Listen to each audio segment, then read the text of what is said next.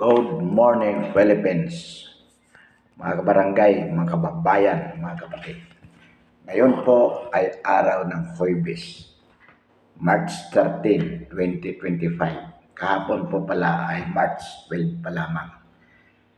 Ngayon, kahapon ay March 12, ngayon pa lamang ay ang March 13. Anyway, pag-usapan po natin mga kabarangay, mga kababayan, mga kapatid, na mayroong mga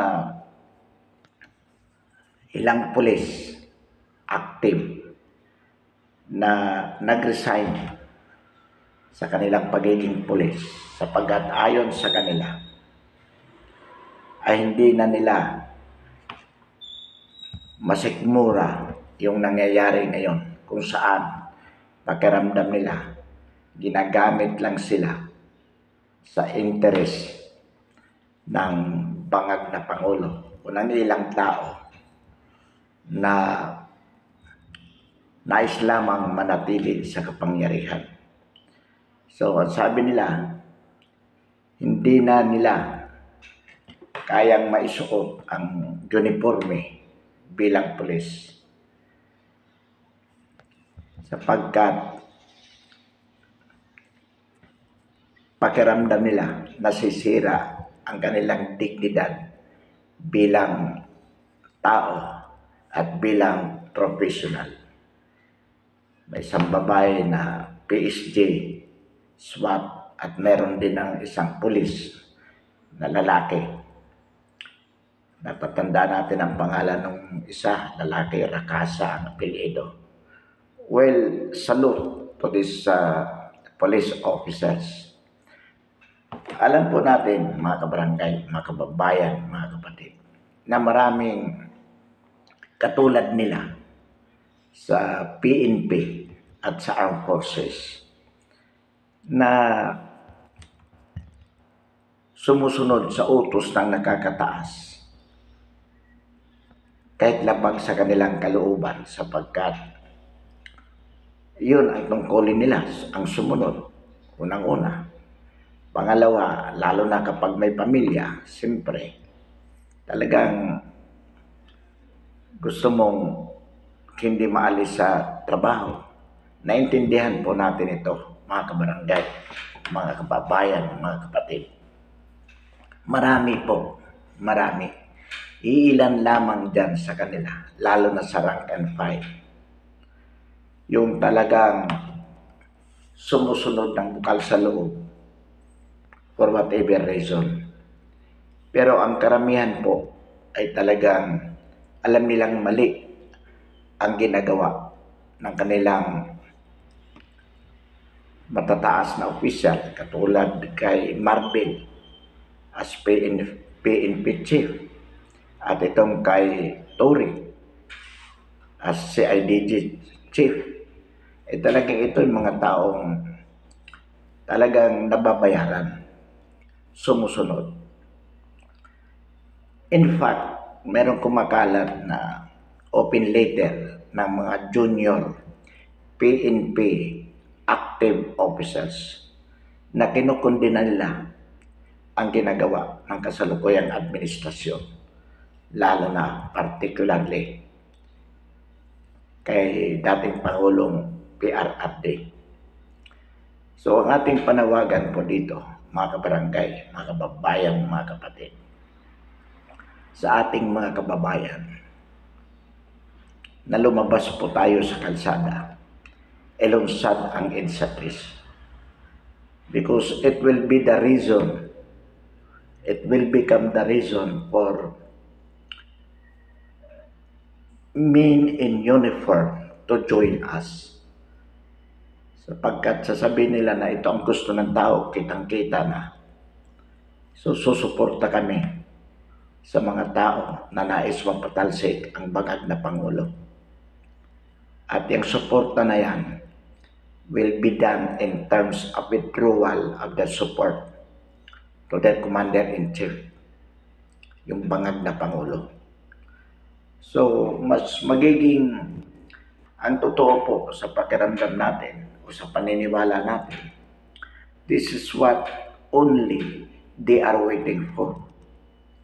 Yun lang po ang hinihintay ng mga officers na to para bumaliktad. Kapag nangyari na po yung katulad sa EDSA 1 at EDSA 2, kung saan nagtipon-tipon ang mga tao sa EDSA, millions, then nag-announce sila, yung mga military officers, nag-announce sila that they were withdrawing their support. With the EDSA 1, it was withdrawing their support from Ferdinand Marcos Sr.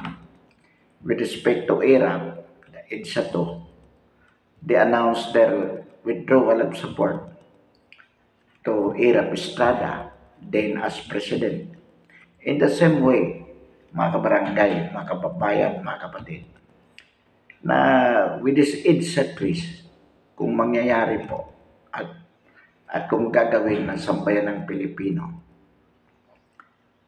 magdideklara din po ng withdrawal of support itong mga military na ito at mga PNP officers from Ferdinand Marcos Jr. So ito po ang hinihintay natin, o ito po ang hinihintay lamang ng ating mga armed forces at PNP officers. Kaya ang panawagan po natin sa ating mga kababayan, especially po itong nasa Metro Manila, madali na po kasing sundan yan sa iba't ibang lugar simultaneously. Kapag nakita nila na ang Metro Manila mismo ay gumalaw na at nagtipon-tipon sa EDSA. So, it is a matter of 1, 2, or 3 days the most staying at EDSA, palit-palitan ng tao, demanding for the ouster of BBM as adik president. Anyway, gagawin naman po ito natin for the good of the country. Sabagat as of the moment, wala na po talagang, there is no way out of it except ousting the adik president. Sapagkat sa totoo po, it appears na hindi na niya kontrolado ang gobyerno. Na siya ay pinaggagalaw lang ng mga taong gumagamit sa kanya para magpayaman at pagnakawan ang sambayan ng Pilipino. Ang bangag na Pangulo ay parang phone na lamang, kumbaga sunod-sunuran na lang sa kung ano ang sasabihin sa kanya na kanyang gagawin. So in other words, he is no longer the captain of the ship. So kailangan po ma-displace na siya upang mapalitan ng Vice President. Sapagkat kapag hindi po nangyari ito sa madaling panahon, mga kabarangay, mga kababayan, mga kapatid, talaga pong magkakagulo at pwede pong magka-civil war. Doon din po ang patutunguhan at mas magiging malagim ang mangyayari. Whereas kung ito ay gawin sa madaling panahon in terms of EDSA twist, yung pattern po ng EDSA 1 and 2 ay katulad din po ang mangyayari ng EDSA twist. So, it would be bloodless definitely. Kaysa naman patagalin po ito, maraming magre-rebelde. Kasi yung ibang hindi na talaga makakatiis, lalo yung mga nasa men in uniform, sila ang magbabarilan. Whereas, kung ang sambayanan ay kumilos, magpunta sa EDSA, mailunsad ang EDSA twist, napakadali po sa military. They will not be divided. They will be supporting. They will shift their loyalty to the people. by saying na ito naman talaga ang aming sinumpaang tungkulin, ang ipagtanggol, protektahan ang sambayanang Pilipino.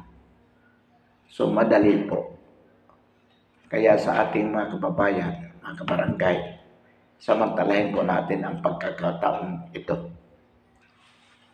Itong ginawa po nila kay PRRD, ito po ay, kumbaga, this is the height of injustice that can ever be done to a Filipino people, to a Filipino citizen. Imagine, ex-president as that, i-deliver mo sa ICC just because you wanted to eliminate him from your way to power. Sobra po yan. At kung yan ay nagagawa kay PRRD, how much more to a lowly citizen? So, huwag na po nating hintayin na mangyari. Marami na pong manifestation on the part of men in uniform na talagang isinusuka na nila ang kasalukuyang administrasyon. The opportunity they are waiting for ay yung mga tao lumabas, magtipon-tipon at hilingin, isigaw ang pagpapatalsik sa kasalukuyang bangag na Pangulo. Ito po ang ating panawagan. Sa mga simbahan, inuulit po natin, regardless of whatever denomination, mga kabarangay, mga kababayan, mga kapatid, samantalahin po natin ang pagkakataon nito. Habang maraming mga Pilipino ang galit na galit sa ginawa nila kay PRRD. And this is worth fighting for.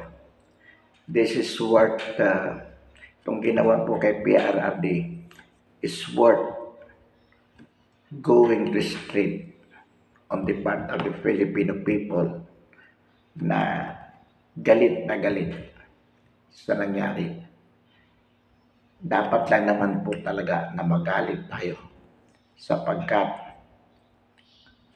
yung ating mahal na Pangulo, dating Pangulo, imagine na isinuko ng bangag na Pangulo sa dayuhan, mga dayuhan, if sila pa mismo ang nagpa-deliver forcibly. So, hindi po natin ito dapat mapalampas. Kaya nga may mga men in uniform na.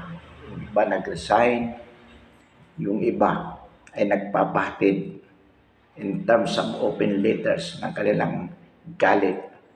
Yung sinasabi po ng mga spokesman ng Armed Forces at ng PNP na intact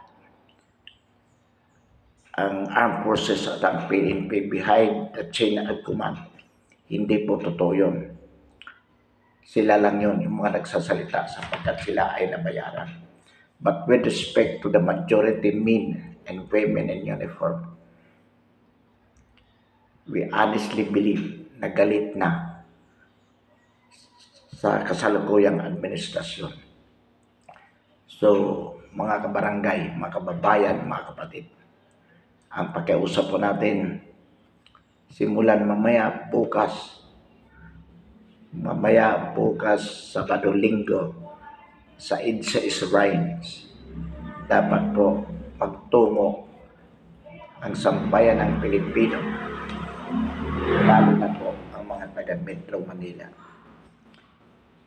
At araw ng Lunes po, Linggo pa lamang, mayroon nang mag-a-announce ng mga PNP at Armed Forces ng withdrawal of support. And Monday or Tuesday,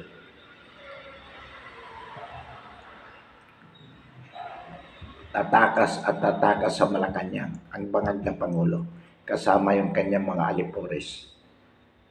At pwede na pong mag-sworn in si VP Sara as the successor president. Mga kabarangay, mga kababayan, mga kapatid, gawin po natin ito. Huwag po tayong matatakot. Karapatan ng bawat Pilipino ang magsama-sama upang isigaw ang kanilang galit sa kasalukuyang administrasyon at hilingin kung hindi man kusang umalis, patalsikin ng persahan ang mga napakong Pangulo dyan sa Malacanang. Inuulit po natin, susuportahan po tayo ng mga sundalo at ng kapulisan. Kung makikita nila na ang masang Pilipino ay nagkakaisa at nagagalit na sa kasalukuyang administrasyon. Muli, magandang umaga at maraming salamat po sa lahat.